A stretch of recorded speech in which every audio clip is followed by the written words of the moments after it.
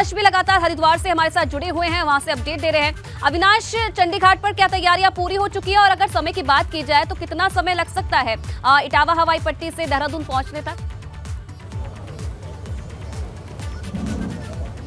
जी बिल्कुल आयुषी, सबसे पहले आपको तैयारियां दिखाना चाहेंगे, फिर समय बताएंगे। सबसे पहले ये तैयारियां दिखा देते हैं। चंडी घाट में जिस तरीके से यहाँ पे पूरी तैयारियां कर ली गई है, जो पुजारी हैं, जो पुरोहित है, जिनको पूजा करानी है, वो भी यहाँ पे अब देखिए जो तमाम सारी पूजा की सामग्रियां हैं उनको एकत्रित करके यहाँ पे पूजा की थाल तैयार कर रहे हैं। चूंकि अस्थि विसर्जन होना है आज नेताजी मुलायम सिंह यादव का, और उसके ठीक पहले अगर बात करें तो यहाँ पे तैयारियों को अब अंतिम रूप दिया जा रहा है। चूंकि जिस तरीके से अगर बात करें तो हरिद्वार का ये चंडी घाट है और कहा यह जाता है कि हरिद्वार की जो गंगा की मेन धारा है वो यहीं से प्रभावित हो रही है, तो इसी मेन धारा में ही आज अस्थियों को यहाँ पे प्रवाह करने का काम अखिलेश यादव करेंगे। इसके अलावा इधर तस्वीर भी आपको दिखा देते हैं, श्रद्धांजलि के लिए तस्वीर भी लगाई गई है नेताजी मुलायम सिंह यादव की, कि अगर कोई व्यक्ति आता है और नेताजी को श्रद्धांजलि अर्पित करना चाहता है यहाँ पे तो श्रद्धांजलि भी अर्पित कर सकता है। यहाँ पे तस्वीर भी लगाई गई और श्रद्धांजलि के लिए बाकायदा जगह भी बनाया गया और वहाँ पे फूलों को भी रखा गया, पंखुड़ियों को भी रखा गया गुलाब की, जिससे कि जो श्रद्धांजलि है वो अर्पित की जा सके। तो ये नेताजी की यहाँ पे एक तस्वीर लगाई गई है। तस्वीर के साथ साथ यहाँ पे अगर बात करें तो पंखुड़ियाँ भी रखी गई है।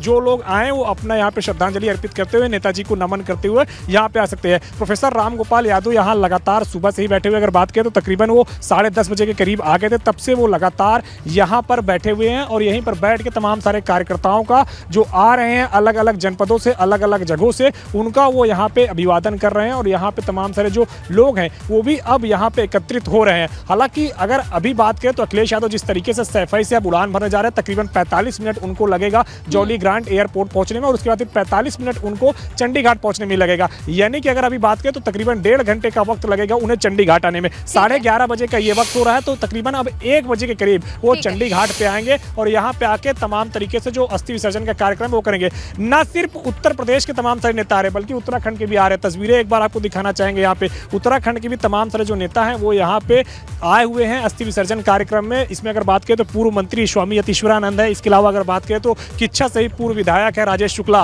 वो भी यहाँ पे पहुंचे हुए हैं। राजेश शुक्ला पहले समाजवादी पार्टी में ही थे, अपना सफर राजनीति जो है समाजवादी पार्टी शुरू किया, बाद में बीजेपी में शामिल हुए। हरीश रावत की उन्होंने चुनाव हराया था 2017 के विधानसभा चुनाव की बात करें। राजेश जी, आपका चूंकि लंबा संस्मरण रहा है, नेताजी ने आपको समाजवादी पार्टी में ही लाए थे और उसके बाद फिर आप बीजेपी में शामिल हो और हरीश रावत को चुनाव हराया, तो आज भी आप यहाँ पे पहुंचे हुए हैं। किस तरीके से आपके संस्मरण है? देखिए, नेताजी सच्चे अर्थों में धरती के पुत्र थे और वो कार्यकर्ताओं में पहचानते थे प्रतिभा को, और प्रतिभा जिनमें होती थी उनको आगे बढ़ाने का काम करते थे। जब मैं उनसे जुड़ा, मैं बिल्कुल छात्र नेता था, उन्होंने मुझे पहचाना, मुझे उन्होंने टिकट भी दिया, एमएलए का टिकट दिया, एमपी का टिकट दिया, जिला अध्यक्ष बनाया, प्रदेश का महामंत्री बनाया। मुझे एक तरीके से मौका दिया, अवसर दिया अपने को साबित करने का। ठीक है कि उत्तराखंड में चूँकि समाजवादी पार्टी नहीं चल पाई, हम लोग फिर भाजपा में आ गए और भाजपा से विधायक बने। लेकिन हम ये कभी नहीं भूल सकते कि नेताजी सच्चे अर्थों में गरीबों, किसानों, नौजवानों के नेता थे। जी बिल्कुल। तो आपने अपने राजनीति की शुरुआत जो है समाजवादी पार्टी से की थी। स्वामी यतीश्वरानंद है, उत्तराखंड सरकार में पूर्व मंत्री रहे हैं और हरिद्वार ग्रामीण से इस बार भी चुनाव लड़ा था, हालांकि चुनाव इस बार जीतने में सफल नहीं हुए। स्वामी जी, आप बताइए किस तरीके से आपके संस्मरण रहे नेताजी मुलायम सिंह यादव के साथ? आपके संस्मरण किस तरीके से रहे नेताजी मुलायम सिंह यादव के साथ? देखिए, माननीय मुलायम सिंह जी एक छोटे से गांव से निकलकर एक हिंदुस्तान के बहुत बड़े नेता बने हैं। वो उनका जो संघर्ष करने का जो तरीका था, हम उससे हमेशा प्रभावित रहे हैं और गांव की, किसान की, मजदूर की आवाज़ उन्होंने दिल्ली तक बड़े मेहनत कर वहाँ तक पहुँचाई है। और मैं समझता हूँ बहुत सारे संघर्षशील नेताओं के माननीय मुलायम सिंह जी प्रेरणा स्रोत रहे हैं। देखिए ये राजेंद्र जी, ये दोनों ऐसे नेता हैं जो भारतीय जनता पार्टी में हैं और ये ऐसे नेता रहे हैं कि जिन्होंने हरीश रावत को 2017 में चुनाव हराया था। 2 सीटों से लड़े थे हरीश रावत, उस वक्त किच्छा से और हरिद्वार ग्रामीण से। यही वो 2 नेता जिन्होंने हरीश रावत को हराया था, वर्तमान में बीजेपी में हैं और यहाँ पे श्रद्धांजलि देने के लिए आए हैं मुलायम सिंह यादव को। स्वामी जी भी हैं, महंत जी भी हैं, इनके भी मुलायम सिंह यादव से काफ़ी नज़दीकी संबंध रहे। महंत जी, किस तरीके से आपके संबंध रहे हैं? माननीय मुलायम सिंह जी से मेरे बहुत नज़दीकी संबंध रहे हैं। उनसे हमने संघर्ष करना सीखा है, आंदोलन करने सीखे हैं। वो आंदोलन की, संघर्ष की प्रतिमूर्ति थी जो मुझे, और संघर्ष के बल पर जो है आज वो राष्ट्र नायक के रूप में देखे जा रहे हैं, जो जन नायक के रूप में देखे रहे हैं। वो एक पार्टी से लगाव नहीं रहा अब, जब उनका वो राष्ट्र नायक हो गए हैं, जो जन नायक हो गए हैं जो। और मैं उनको जो श्रद्धांजलि सफाई भी देने गया था, यहाँ भी देने आया हूँ। मेरे बहुत नज़दीक संबंध है उनसे और कभी कभी मैं ये मानता हूँ जब अखिलेश जी मेरे से नज़दीक आते हैं, मैं ये मानता हूँ कि अखिलेश जी भी उसी संघर्ष की प्रतिमूर्ति हैं और वही संघर्ष करके पार्टी को ऊंचे उठाने का काम करेंगे। आज हम सब यहाँ पर प्रेरणा लेकर के जाएंगे मुलायम सिंह यादव से और हम जो है संघर्ष करेंगे पार्टी को ऊंचे उठाने का। ये महत्वपूर्ण बात कही है अविनाश, इन्होंने ये महत्वपूर्ण बात कही है उन्होंने कि अखिलेश भी उनकी प्रतिमूर्ति हैं और जब भी ये उनसे बात करते हैं तो उनको लगता है कि अखिलेश वो काम कर सकते हैं जो मुलायम सिंह कर रहे थे और उसको आगे बढ़ा सकते हैं। जो वहाँ पर और लोग हैं अविनाश, उनसे भी आप प्रयास करें कि इस विषय पर बात हो। मुलायम सिंह यादव को जब वो याद कर रहे हैं तो ये बताएं कि आगे पार्टी का भविष्य क्या है और अखिलेश की राजनीति कैसे आगे बढ़ सकती है।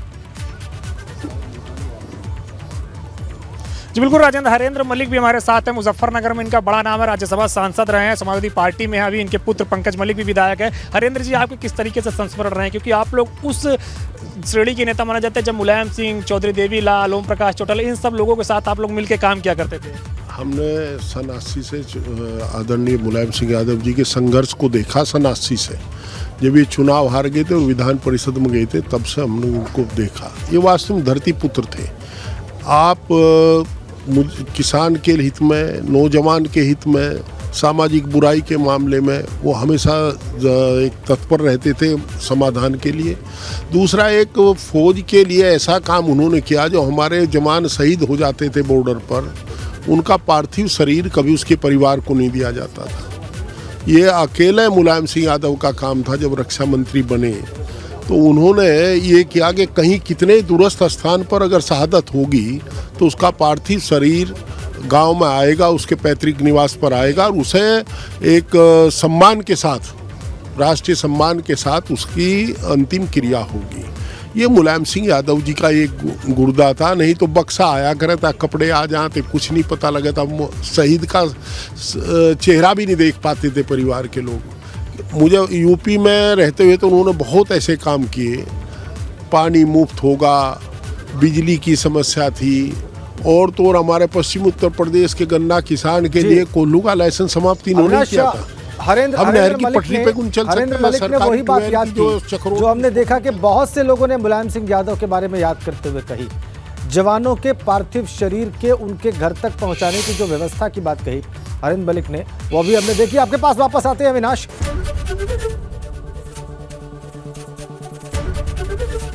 एबीपी गंगा, खबर आपकी, जुबान आपकी।